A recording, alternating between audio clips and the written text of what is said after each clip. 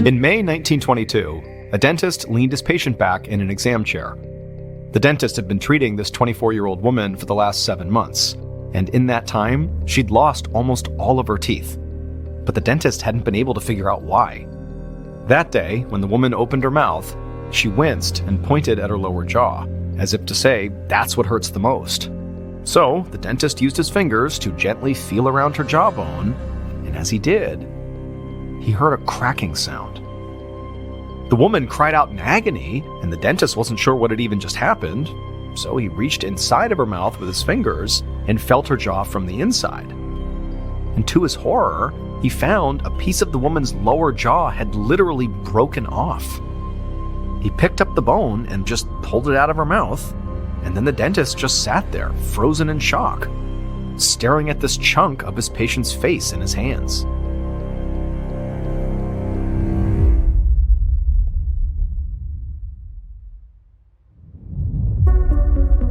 From Ballen Studios and Wondery, I'm Mr. Ballen, and this is Mr. Ballen's Medical Mysteries, where every week we will explore a new baffling mystery originating from the one place we all can't escape, our own bodies.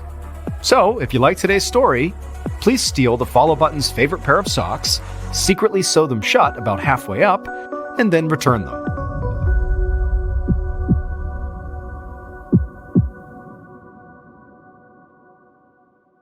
This episode is called The Shining. On a Monday morning in August of 1917, 19-year-old Molly Maggia and her older sister, Albina, walked to their new jobs in the small city of Orange, New Jersey. Molly and Albina didn't really look like sisters.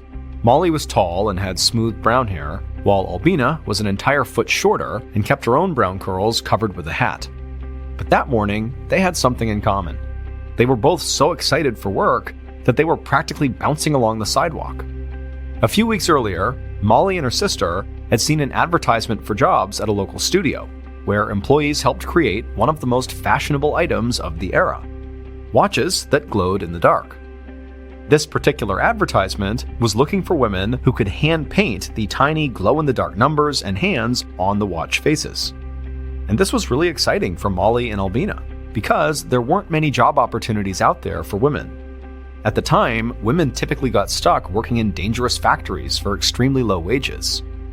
But this job was different. It seemed interesting and artistic, and it paid really well. Plus, it sounded glamorous, because they wouldn't have to work in a dirty factory. Instead, they'd work in a clean, well-maintained studio. Molly knew that lots of women wanted these positions, but she and her sister applied anyway, and amazingly, they both got hired. Molly was ecstatic. Not only had she landed this amazing job, but she got to go to work every day with her big sister. She'd been looking forward to their first day at work ever since. Molly turned a corner and saw the studio building. The sisters walked up and knocked on the door, and a few seconds later, a middle-aged woman wearing a plaid dress answered. She introduced herself as the studio's forewoman and led them inside. And when Molly walked into this building, she was amazed by what she saw. Dozens of these women were sitting in rows, paintbrushes in hand, dipping them into this glowing powder and then applying them to the watch face over and over and over again. They were working so quickly, it was like their hands were this glowing blur. The more Molly watched, the more excited she was to be one of these women. However, just then, the forewoman told Molly and her sister that they wouldn't actually be painting that day. Before they ever touched a brush, they had to learn what a well-painted watch looked like. The forewoman led Molly and her sister past the sparkling painters and into a totally different room. There, Molly saw a handful of young women inspecting watch faces that had already been painted. Now, Molly was not very excited about doing quality control, but she knew this was a necessary step towards becoming a full-time watch painter. The forewoman introduced Molly and her sister to the inspector who'd be training them. Her name was Catherine Schaub. The forewoman explained that Catherine was just 15 years old and had only been working at the studio for about 6 months. However, in that time, she'd worked her way up from being an apprentice to a painter and now an instructor. The forewoman told Molly and her sister that they too could be like Catherine if they worked hard enough. Then she left and headed back out to the main studio. After she was gone, Catherine began showing Molly and Albina the ropes. Molly watched as Catherine spread a few circular paper watch faces out on the table. Catherine explained that each watch face was pre-printed, So the paper was black and the numbers were white. Painters would then go over the white numbers with the glow-in-the-dark paint. But it was really important that none of the paint went outside the lines. Otherwise, the whole thing would have to be thrown out. And so for the next several days, Molly and her sister inspected watch faces, and Catherine would then check their work. Once they'd both gotten the hang of spotting imperfections, Catherine told them it was time to learn how to paint. This was what Molly had been waiting for. She was so excited. She watched as Catherine demonstrated how to mix water and glue together to create the liquid base for the paint.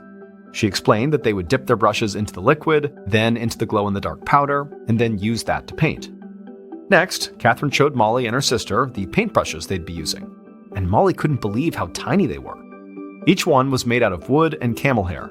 The handle was incredibly thin, and the brush itself was made of just 30 hairs. However, Catherine warned them that even though the brush appeared to look very sharp, the bristles often would spread the more it was used, causing the paint to kind of go outside of the lines. And so Catherine told them to always make sure they kept the tip of their brush very sharp before making a stroke. Molly nodded, grabbed a paintbrush, and started practicing.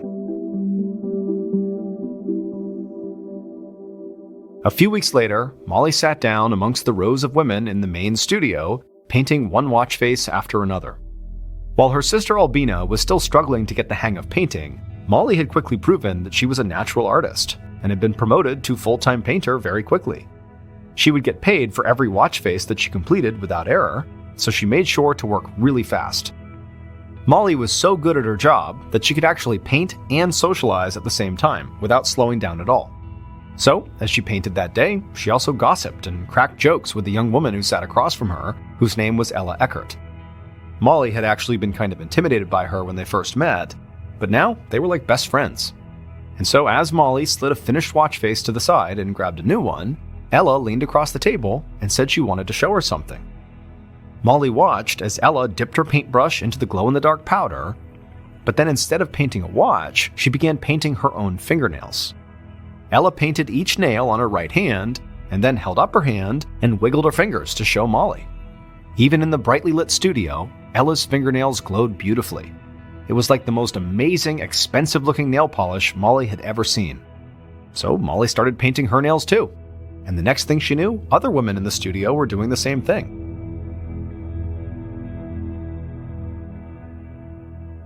Four years later, in 1921, Molly showed up for another day of painting watches at the studio. And she felt especially lucky to be there because over the past 4 years, this company she worked for had changed hands and downsized. And so a lot of women were laid off, and some had to quit to find other work, including her sister Albina. Because Molly was one of the very best painters there, she'd managed to keep her job. That day, after walking into the main studio, Molly waved at a few coworkers and smiled, and then sat down and got to work. The repetitive movement of dipping the brush in the powder and then painting the watch over and over and over again was sort of like meditation. Molly kind of zoned out as she did it. But on this day, she suddenly felt the sharp pain inside of her mouth. Molly winced. She'd had a tooth pulled a few weeks ago after getting a really bad toothache, and the spot where it used to be had not healed well. She kept accidentally pressing on it with her tongue and making it hurt even worse. Molly shook off this new pain and went back to work. She painted a big stack of watch faces and then stood up to bring them to the studio's forewoman. But as she was walking over, her tongue flicked back to the sore spot on her gums, and she winced again. Molly knew she was making the pain worse, but she couldn't stop herself from messing with the sore. It should have healed by now, which made her think that maybe the dentist didn't know what he was doing. She told herself that if this sore did not get any better, she would have to go see a different dentist. A month later, in October of 1921, the sore in Molly's mouth was still there, so she did go and find a new dentist. She walked into his office, and she met this tall, middle-aged man with big glasses. He introduced himself as Dr. Joseph Neff, then led her back to an exam room and asked what had brought her in that day. Molly explained that about 2 months ago, she'd gotten a toothache and had one tooth removed, but her gums never healed, and ever since, the pain in her mouth had only gotten worse. It had spread all the way across her gums and into her lower jaw. Molly told Dr. Neff that she suspected her first dentist had actually done something wrong to cause all of this pain, and so she was really hoping that he, this new dentist, would be able to fix that. Dr. Neff nodded, then leaned Molly back and asked her to open up her mouth. He used a metal tool to prod at her teeth, and after only a few moments, he told Molly that her gums looked very swollen and several of her teeth were loose. Molly was immediately terrified and said she didn't want to lose any more teeth, but Dr. Neff assured her that would not happen. He said her pain had nothing to do with the first dentist that she saw. Instead, she had a common condition called periodontitis, which is a gum disease caused by bacteria. As soon as they got the bacteria out of her mouth, her gums would heal and she would feel much better. So Dr. Neff gave Molly a special antibacterial mouthwash, and then she was on her way feeling very optimistic. A few weeks later, in November, Molly sat in the main studio painting and tried to focus on her work. A few of her coworkers were gossiping and laughing beside her, but Molly was in so much pain that nothing felt funny to her anymore. She didn't even want to open her mouth to laugh, because then everyone would see that she was missing multiple teeth. Her smile, which she used to think was one of her best features, was now full of holes. Dr. Neff had promised her that she would not lose any more teeth, but that had not been true. Even though Molly had been using the antibacterial mouthwash exactly as instructed, her condition only got worse. Her gums continued swelling and her teeth got looser and looser until eventually they just started falling out. And every time Molly lost a tooth, a painful ulcer formed where the tooth used to be. So her gums were extremely swollen, all of her teeth were either loose or missing, and her mouth was full of these horrible, painful sores. Molly had been back to Dr. Neff's office multiple times, but all he'd been able to do was prescribe painkillers. He couldn't actually figure out what was happening to her teeth, let alone figure out how to stop it. And as if the situation wasn't bad enough, over the last few days, Molly had noticed that her breath smelled horrible. No matter how many times she brushed her teeth or used mouthwash, the smell just would not go away. Molly didn't know what to do. She used to feel totally at home in the watch painting studio, but now she felt totally alone.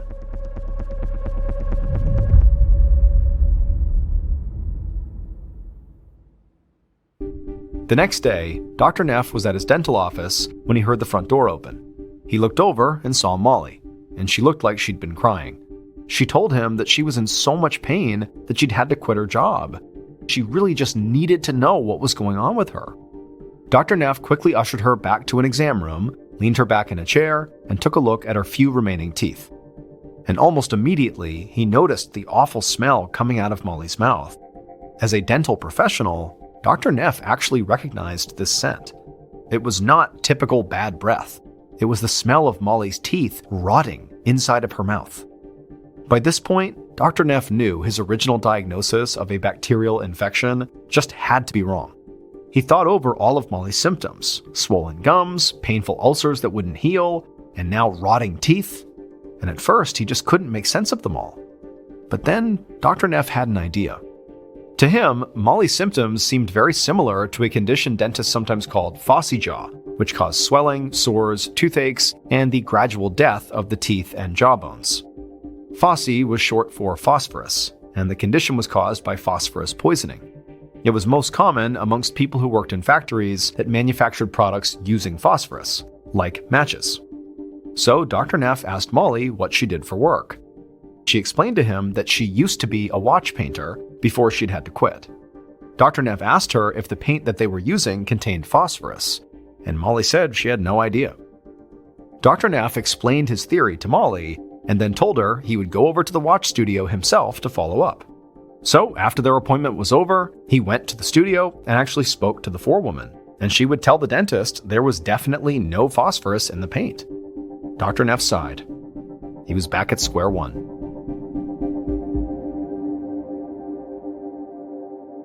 About 6 months later, in May of 1922, Dr. Neff led Molly to an exam room for yet another dental appointment. He still had not been able to determine what was wrong with her, but every time she came into his office, she looked worse than before.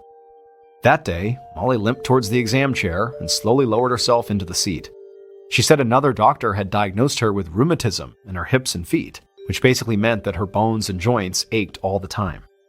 Dr. Neff looked at Molly. She was only 24 years old, but it was like her whole body was disintegrating.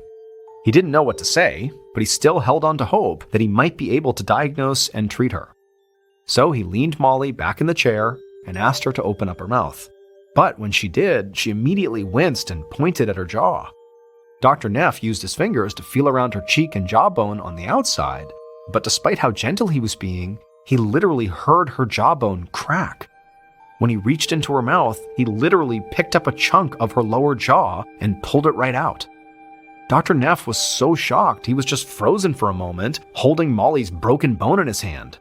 She looked at him, clearly afraid, confused, and in horrible pain. But all Dr. Neff could do was give her more pain medication and tell her, come back if anything changes. And a week later, Molly did come back. She told Dr. Neff the pain in her jaw was absolutely unbearable, even with the pain medication. And so once again, Dr. Neff reached into her mouth to examine her, except this time, what was left of her lower jaw just disintegrated into his hands. Dr. Neff was horrified. Whatever was wrong with Molly, he didn't know if it was something he could even fix, and so he arranged to have her sent straight to the hospital. A month later, in June, Dr. Neff was back at his office doing what he did a lot these days, thinking about Molly.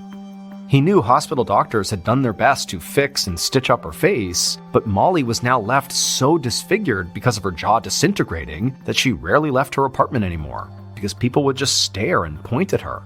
On top of that, Dr. Neff knew that Molly was still in constant, debilitating pain, no matter what pain meds she was on. Dr. Neff knew he couldn't give Molly her jaw back, but he kept thinking that if he could just come up with a diagnosis, he might at least be able to lessen her pain. So he thought about her symptoms, her job, her lifestyle as a young, unmarried woman who lived alone. And suddenly he had an idea. What if Molly had syphilis? Syphilis is a sexually transmitted infection that can cause painful ulcers and body aches. But Dr. Neff thought maybe it could cause other symptoms, like bone decay. He wanted to test Molly for syphilis, but in the 1920s, there was a huge stigma around syphilis in the United States. People who contracted the infection, especially unmarried women, were seen as dirty and immoral. The stigma was so severe that Dr. Neff didn't even want to bring up the possibility to Molly that she might have syphilis in fear of offending her. So he decided he would do the test secretly. The next time Molly visited his office, he told her he wanted to take a blood sample to test, but he didn't say why. And Molly, who was just so desperate to figure out what was going on with her, said that was fine. And so after she left and Dr. Neff had the blood sample, he tested it for syphilis. And sure enough, her blood came back positive for the infection. Finally, he had an answer for all of Molly's symptoms. However, it wasn't as simple as calling her back to the office and giving her medication, because at the time, there were no effective treatments for syphilis. Dr. Neff couldn't do anything to help her, and he figured if Molly knew she had syphilis, which was so stigmatized, she'd be overcome with shame. So Dr. Neff decided not to tell her or her family at all.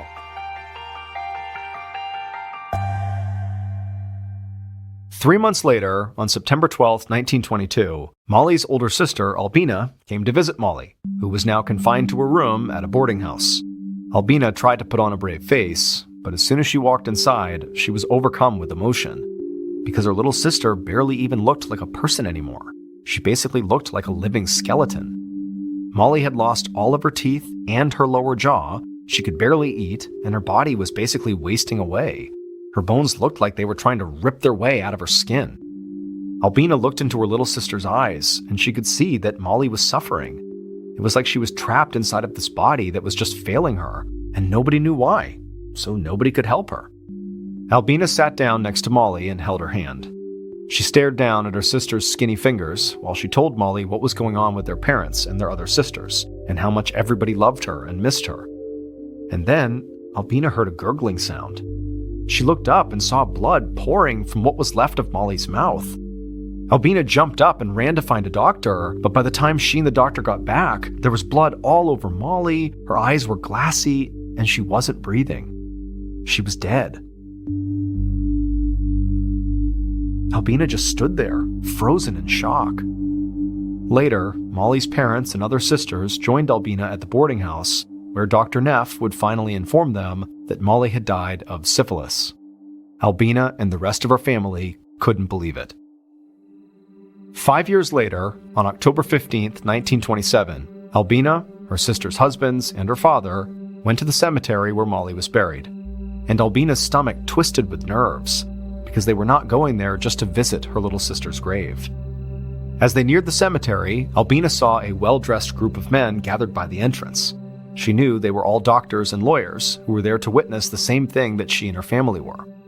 Albina, her relatives, and this big group of men walked through the cemetery gates, past dozens of gravestones, until they reached the spot where Molly was buried.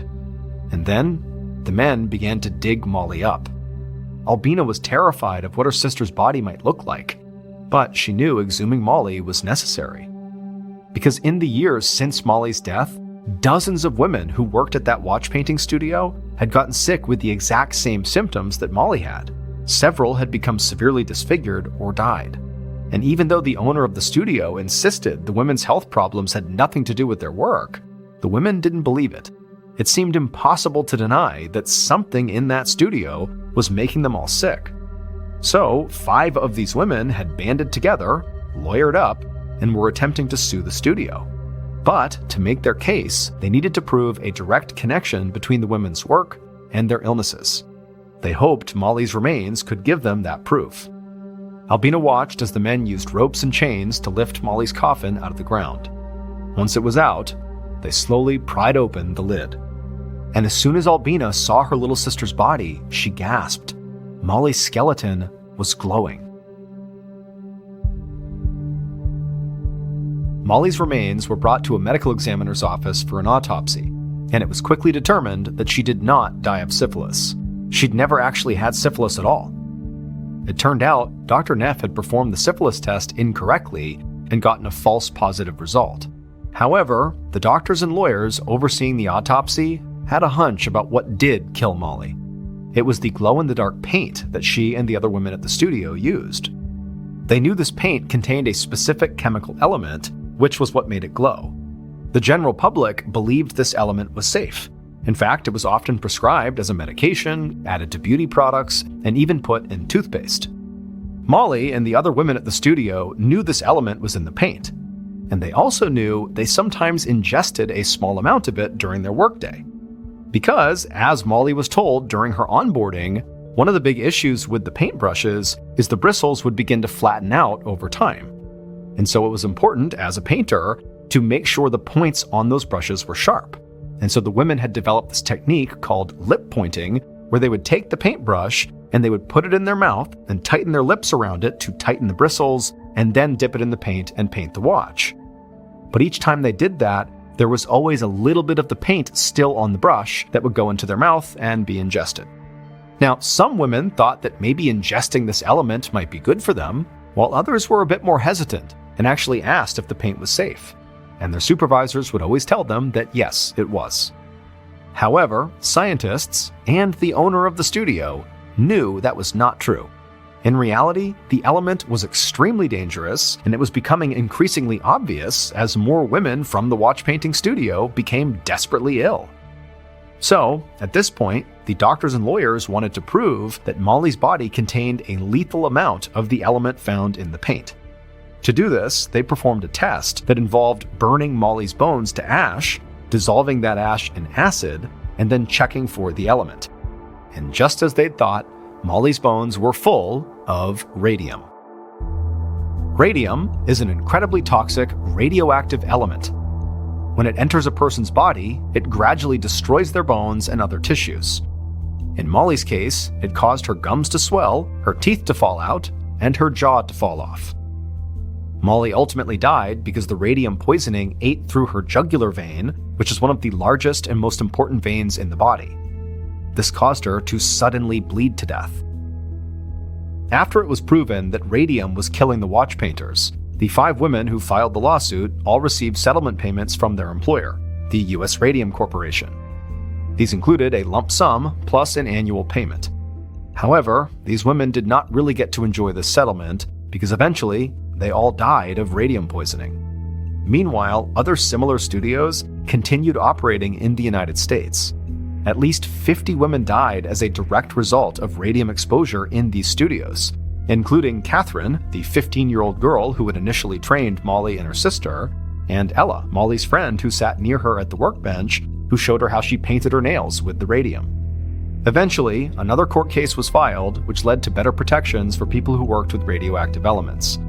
However, by that point, it was already far too late for Molly and the other women who were unknowingly poisoned by their jobs, and who, to this day, still glow inside of their graves.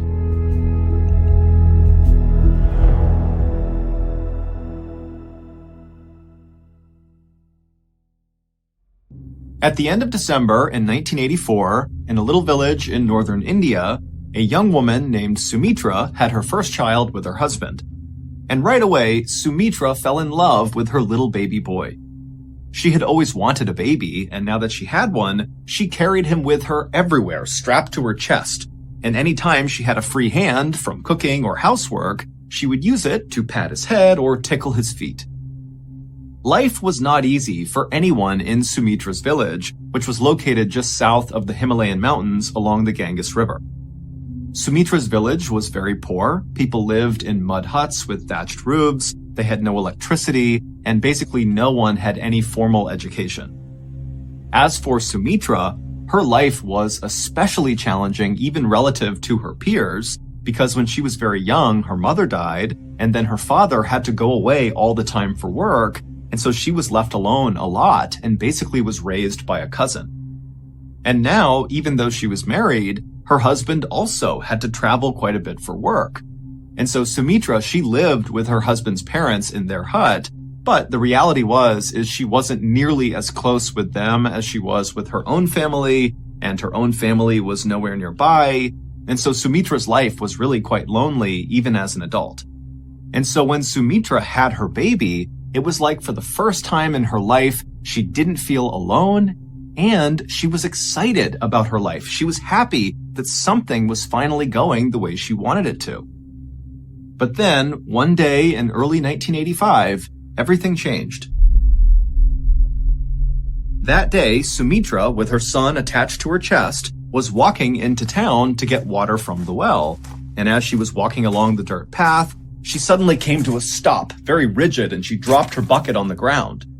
A couple of other villagers who were nearby heard the bucket fall. They turned and looked at Sumitra, who was standing there totally rigid.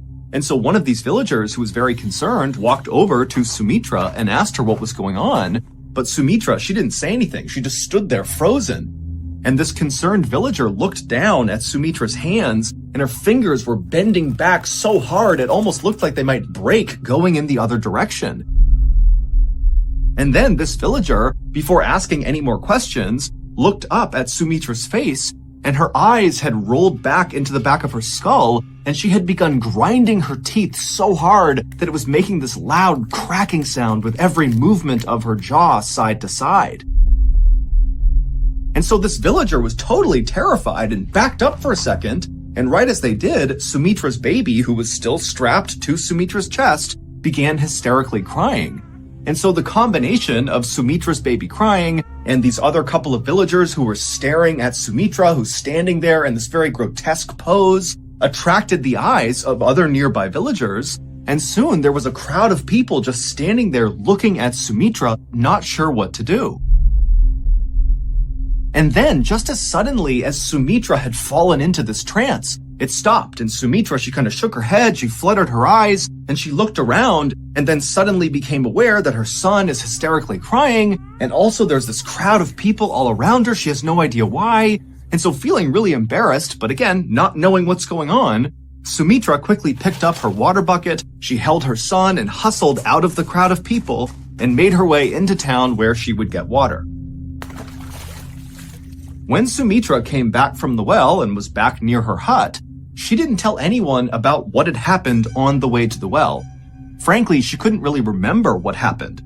And so Sumitra told herself that whatever happened on the trail to the well, that trance she fell into, it had to be a one-time thing, likely brought on by stress and sleeplessness from having a new baby. But a few weeks later, it happened again, and this time the trance lasted quite a bit longer. Sumitra's father-in-law had walked into their kitchen and found Sumitra standing there totally rigid with her hands kind of bending backwards and her eyes rolled back in her skull. And he would tell her later on that he had shaken her and tried to wake her up, but he couldn't for almost 10 minutes. And then when she had snapped out of it, she had no memory and had no idea what happened. By May of 1985, so roughly 5 months after her first trance, Sumitra was falling into these bizarre spells nearly every day, and they were lasting hours at a time. And even more bizarre, lately, during Sumitra's trances, she would begin to speak, and the things she said were totally strange. Typically, she would bark out cries for help. She would say her head was being crushed and someone needed to help her. And then suddenly her voice would drop down to a whisper, and she would say, "All I can see is darkness." Sumitra's family would contact the local medicine man, who would come out and examine Sumitra, but he couldn't figure out what was wrong with her. Besides her trances, there seemed to be absolutely nothing wrong with her. She was the picture of good health.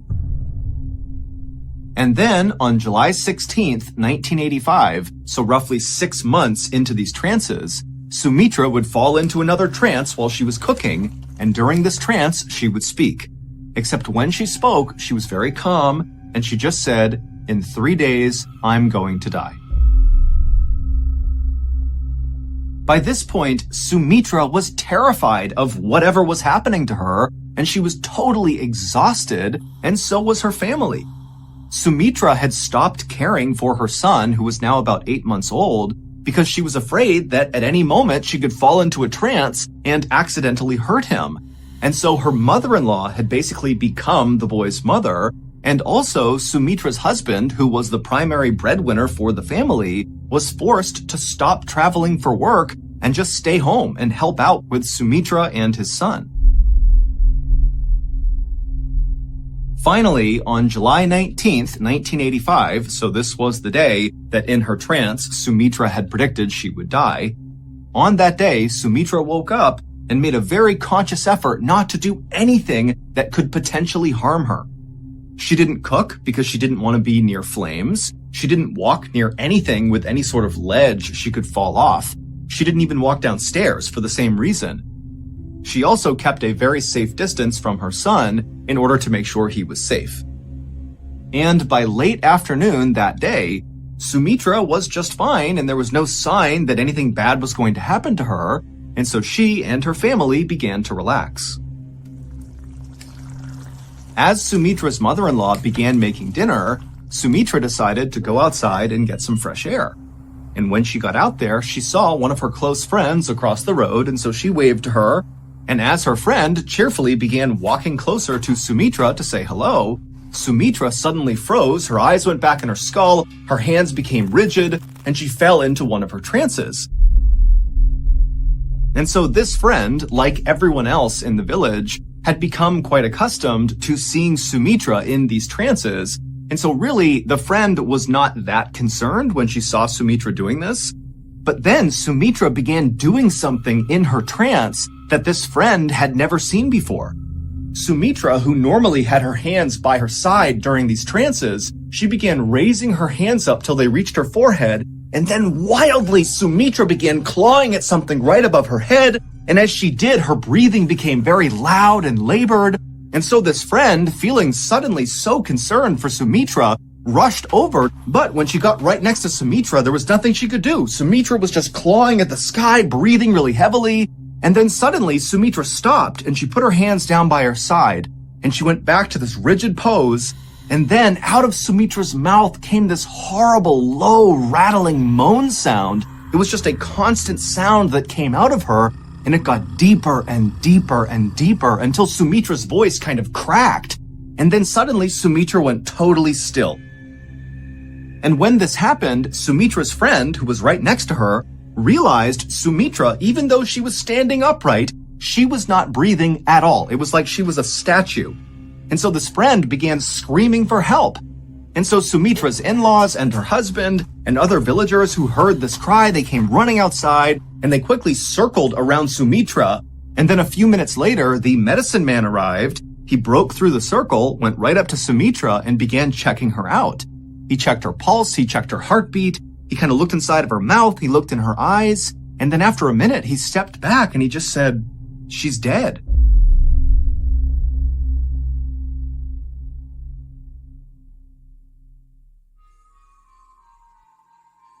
Sumitra's husband fell to his knees, and Sumitra's mother-in-law, who was carrying Sumitra's son, began crying.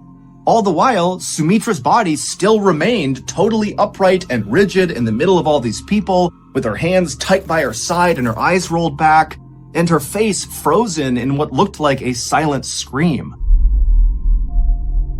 Eventually, the medicine man and Sumitra's father-in-law stepped forward and lowered Sumitra's frozen, rigid body onto the ground on her back, and they closed her eyes. There was no hospital to take Sumitra's body to, or official to call about her death. And in this village at this time, it was very important, for both religious and public health reasons, to take care of the body very quickly. And what that looked like was the villagers would work together to perform the Hindu death rituals, and then afterwards they would cremate the body, which is a process of burning the body until all you have left is the ashes. And so as Sumitra's body lay still rigid on her back right near her home, her family and the villagers began making preparations for her funeral. Sumitra's mother-in-law and some women from the village began scrubbing down Sumitra's body, as well as putting essential oils on her face, and other villagers who were not a part of that went off to find wood for a fire. The villagers weren't talking much, and a lot of the women were crying, but it wasn't just grief they were feeling, it was also fear. They all knew about Sumitra's trances. They happened all the time for months.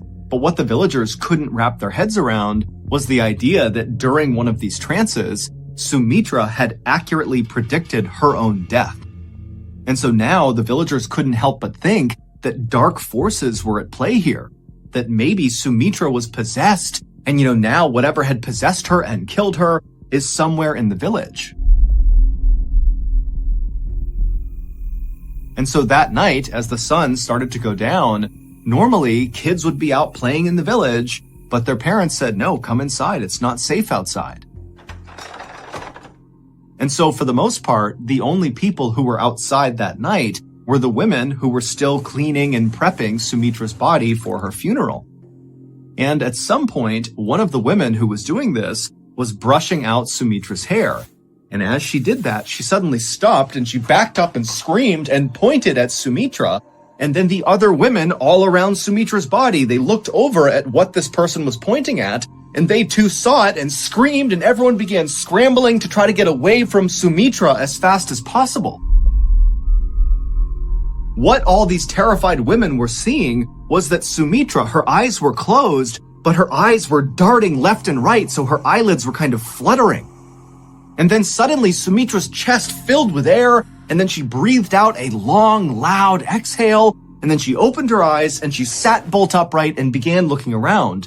And the other women who were terrified, they're looking at her, and they were struck by how completely healthy and normal Sumitra now looked.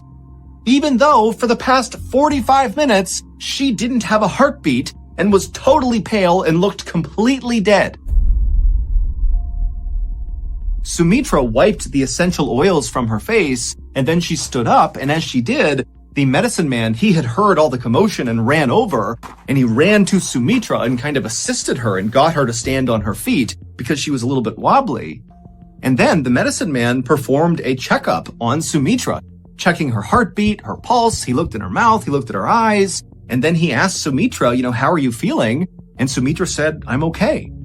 And then the medicine man, he kind of turned to face this now huge crowd of onlooking villagers, and the medicine man had a big smile on his face, and he said, you all have just witnessed a miracle. Sumitra is back from the dead.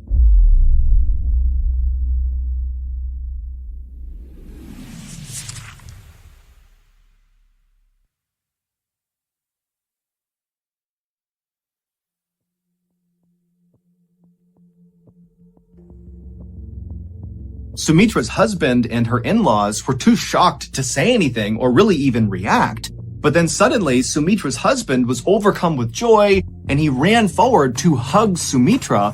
But as Sumitra turned and saw him coming towards her, she backed up suddenly and put her hands out to protect herself from her husband. And immediately, the medicine man, he kind of stepped in between the husband and Sumitra, and he patted the husband on the shoulder and said, she's been through something very traumatic. You need to give her time and space to recover. And everybody in the village who saw this happen, they were accustomed to whenever Sumitra fell into one of her trances, when she came out of them, she oftentimes was a little bit confused. And so they all just kind of assumed that this is what was happening, but on a bigger scale. This is a really intense trance they've seen, but she's just confused. She'll be okay soon. And so the villagers dispersed, and the medicine man assisted Sumitra back into her hut, and he got her in her bed where she fell asleep. And then afterwards, the medicine man reassured Sumitra's husband and her in-laws that Sumitra, when she woke up, she'd likely be just fine, but he would come by and he would do another thorough medical exam on her just to make sure. And the next morning, when Sumitra woke up, she did seem a lot better. When she left her bedroom, she seemed far less confused than she had been the night before. But as soon as Sumitra saw her husband and her in-laws, she got so scared she just bolted from her hut and started running away. And so the medicine man who had just come by to do his thorough checkup, he saw her take off, and so he began chasing her, as well as Sumitra's husband and father-in-law. They took off after Sumitra.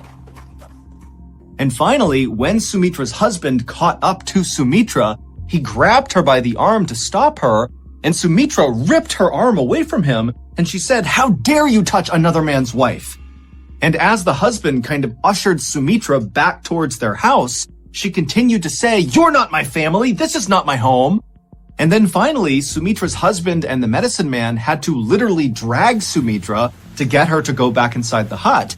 And as they dragged her inside, she kept screaming that her name was Shiva Dwivedi and her in-laws had killed her.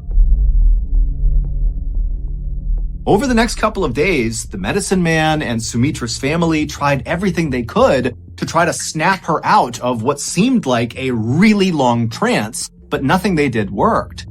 It seemed like Sumitra had just kind of lost her mind. Sumitra began refusing to touch her beloved son, and instead would demand that someone bring her Rinku and Tinku, but when no one knew who or what she was talking about, Sumitra would just get furious. Sumitra had never gone to school and so did not know how to write, but now suddenly in this new trance that she was in, Sumitra would go inside of her bedroom and write these long, totally unhinged sounding letters to total strangers, asking them to come, please take her home. And when she wasn't doing that, she was typically outside in the courtyard looking at a scar on her foot, wondering how she got it. Sumitra also began wrapping her sari, which is a type of dress fabric, in a new and strange way around her head. She also refused to eat off of any dishes that her family had previously used, and her voice began to sound different. It was higher pitched and much faster, and the way she spoke was always so rude. And so eventually, Sumitra's husband and her in-laws and everybody in the village just kind of resigned themselves to the fact that when Sumitra had not had a heartbeat for 45 minutes when she died, during that time, she likely suffered serious brain damage, or at a minimum, when she kind of came back from the dead, she suffered some kind of psychological break. And so that was why she was acting the way she was. And soon, people just stopped trying to break Sumitra out of this trance she was in, and instead, they all focused on just trying to keep her from running away or hurting herself. And then one day, on October 20th, 1985, so 3 months after Sumitra had died for 45 minutes, Sumitra's family heard a knock on their front door. When Sumitra's husband went to the door and opened it up, he saw there was this older gentleman standing there wearing a suit and nice shoes, standing several feet back from the door, as if he was kind of shy but felt compelled to knock on the door. Now, right off the bat, this man looked totally out of place to Sumitra's husband. Nobody in this village wore suits or nice shoes. In fact, most people, including Sumitra and her family, didn't even wear shoes. But even stranger than what this man was wearing was what he was clutching against his chest. He had this huge leather-bound book with gold trim around the edges that he was holding onto very tightly as if it was very important. And so finally, this strange man, who was visibly nervous and rocking back and forth, began to speak. But his voice was so low, Sumitra's husband had to lean forward just to hear him. The man said his name was Ram Tripathi, and he wanted to know if there was a young woman living in this home who had recently begun acting differently. Sumitra's husband had no idea who Ram Tripathi was. He didn't know this guy. He certainly didn't know where he came from. But what was going through his head was, how is this stranger who's dressed in a funny way, who's got this weird book, how is he aware of the issues my wife is having? And so after a long pause, Sumitra's husband just kind of looks Ram Tripathi up and down a couple of times and then says, "Wait right here, I'll be right back." And then Sumitra's husband turned around, he walked through the hut into Sumitra's bedroom, and kind of matter-of-factly, he said to Sumitra, who was sitting there writing another letter, that there's a strange man outside named Ram Tripathi, and he's asking about you. Sumitra's husband expected Sumitra to just turn and look at him with a blank stare, like she had been doing the last few days. But this time she turned and looked up at him with a huge smile on her face, and then she leapt up and ran to the front door and leapt into the arms of Ram Tripathi. And Ram Tripathi, he was kind of taken aback, still holding his book, not really reacting to what Sumitra was doing. And at some point, Sumitra leans in and whispers something into Ram Tripathi's ear. And Ram Tripathi, he reacted to it very negatively. He kind of looked up at her and looked over at Sumitra's husband like something was wrong. But Sumitra's husband couldn't tell what Sumitra had said. And so the whole situation made no sense to Sumitra's husband. And apparently it also made no sense to Ram Tripathi. And so pretty quickly, Ram Tripathi kind of pushed Sumitra off of him and took a few steps back and looked at Sumitra and said, "What's your name?" And Sumitra is now looking at Ram Tripathi with a look of anger and betrayal on her face. And she says, "My name is Shiva Dwivedi." Ram Tripathi, after hearing this, did not respond and instead just kind of gestured over to a low wall just outside of their house for he and Sumitra to go sit down on. And so he walked over and Sumitra followed him. They sat down, and Sumitra's husband, he walked over, but he stayed a couple of feet back standing up.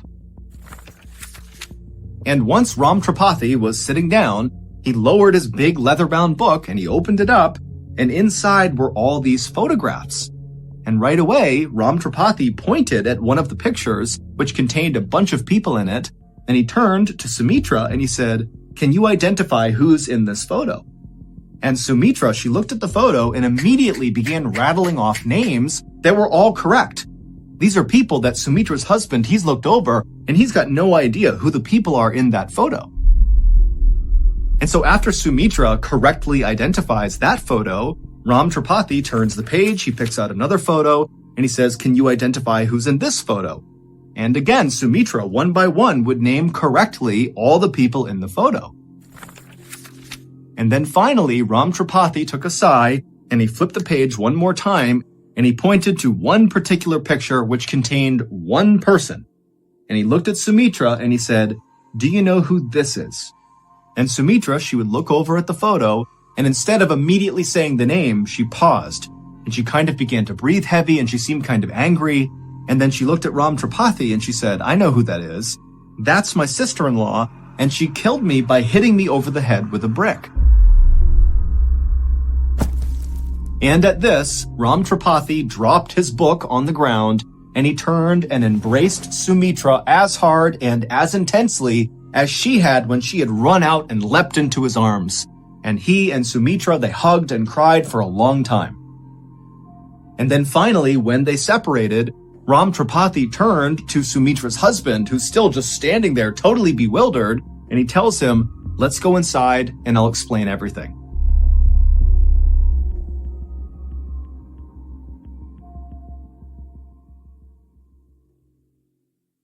Once Ram Tripathi was inside with Sumitra and her family, he told them an unbelievable story about a woman named Shiva Dwivedi.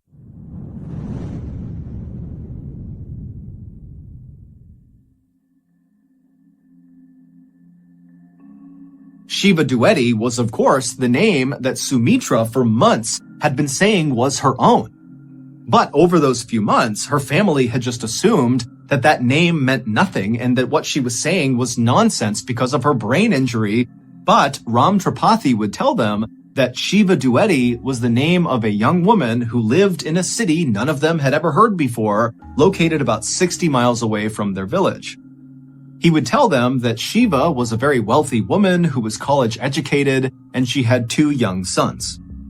And it would turn out that Shiva's youngest child was born almost on the same day that Sumitra's child was born, in December of 1984.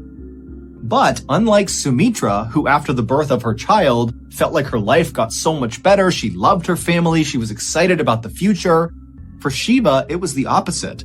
When her first child arrived, it was like her life got worse and worse and worse. Shiva's in-laws had grown to hate her. They didn't like that she was so well educated, and they hated the family she came from. And so by early 1985, when by this point Sumitra was regularly falling into those trances with her eyes rolling back and her teeth gnashing, the tension and fighting in Shiva's home, 60 miles away, was reaching an almost unbearable level. Shiva began writing these long letters that she would send to her family far away, where she would detail waking up almost every night with nightmares screaming. And in May of 1985, which is when Sumitra began speaking during her trances, Shiva got into the biggest fight she had ever gotten into with her in-laws about attending a family wedding. And on the night of May 18th, 1985, Shiva's neighbors in her city saw Shiva's in-laws literally carrying Shiva's body, which appeared to be unconscious, as they walked along the railroad tracks. When these neighbors ran up and asked if everything was okay with Shiva, Shiva's in-laws just said, "Oh, she's sick and we're taking her to the hospital." Now, it was nighttime, there were no lights around, and so it was really dark, and these neighbors couldn't get a good look at Shiva to see, what was going on with her. And so even though they thought this was very strange, they decided not to say anything.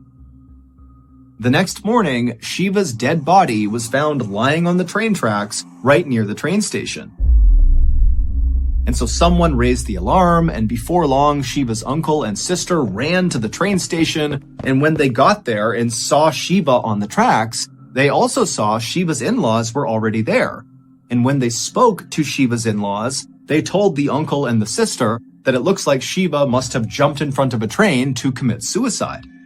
But the uncle and sister are looking down at Shiva's body, and there appeared to be really no markings, bruises, cuts of any kind on her body that you would expect from getting hit by a train, except Shiva did have a very big mark on her head. Later on, the uncle and sister would say it looked like something had bashed Shiva's head in. Shiva's in-laws would immediately cremate Shiva's body before Shiva's actual family could stop them, and the police in this area were not good at investigating crime. So when Shiva's in-laws went to them and said, "Yep, she jumped in front of a train, she committed suicide, but we don't have a body because we already cremated her," the police just accepted it.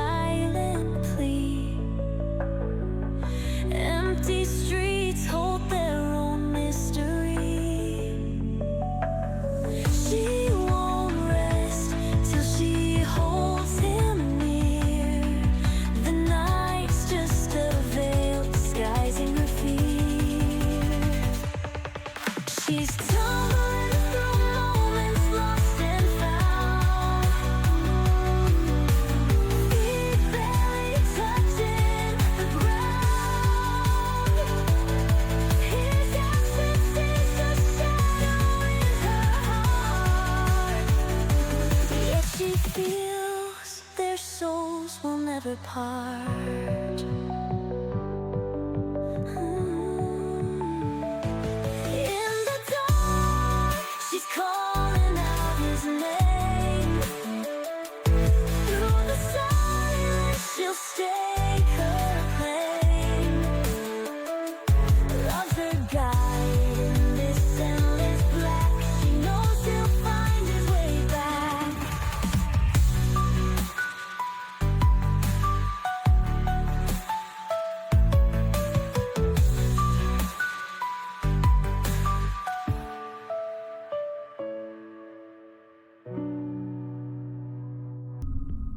Shiva's father was convinced that Shiva had been murdered, but he didn't have a way to prove it. Until Sumitra appeared to die on July 19th, 1985, and then came back to life claiming to be Shiva. Shiva's father had heard a rumor about some girl in a village 60 miles away claiming to be his dead daughter.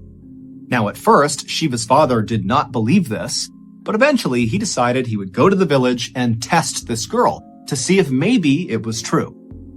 And so, on October 20th, 1985, Shiva's father put on his best suit and his nicest shoes, he brought his leather-bound photo book, and he headed to Sumitra's village and knocked on her hut. Ram Tripathi was Shiva's dad.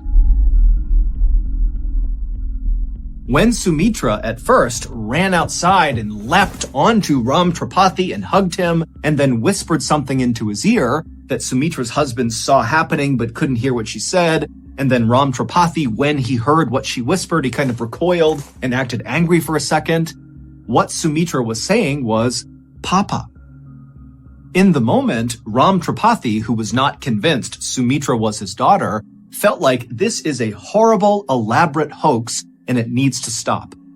But then Sumitra correctly identified 15 people in his leather-bound photo album, including the sister-in-law who she said killed her. And even more convincing than that was that Sumitra knew how Shiva had been killed, by getting smashed over the head with a brick. This was a question that Ram Tripathi had never heard the answer to before. And at that point, Ram Tripathi believed that this must be his daughter's reincarnated spirit inside of Sumitra. And so that was when he dropped the book and gave her a big hug. This story is considered to be one of the most credible reincarnation stories ever recorded. Scientists from the University of Virginia in America actually went to India to study Sumitra and interview everybody involved. And they concluded that this was not a hoax. They said that Sumitra had most likely either been possessed by or reincarnated as Shiva Duety. The change in Sumitra's voice that her family noticed was the same accent that Shiva had. It was very urban and educated. The strange new way that Sumitra wrapped her sari on her head was the same way that Shiva did. Sumitra was rude to her family and refused to eat off the same dishes as them because she believed she was actually a very wealthy woman who was for some reason being forced to live in this poor person's hut. And when Sumitra asked for Tinku and Rinku, those were nicknames that Shiva had given her two sons. And all those seemingly unhinged letters that Sumitra had written and fired off to random strangers were in fact sent to various members of Shiva's family. After Shiva's father, Ram Tripathi, brought Sumitra's story to the police would actually investigate this case, and they would charge some members of Shiva's family. But ultimately, Sumitra's testimony was deemed unacceptable for court, and so the case was never officially solved. As for Shiva's in-laws, they have always denied killing her. Sumitra lived the entire rest of her life as Shiva, and Shiva's real parents accepted her as their daughter. Sumitra also came to accept her son and raised her son with her husband in their little village until she died in 1998.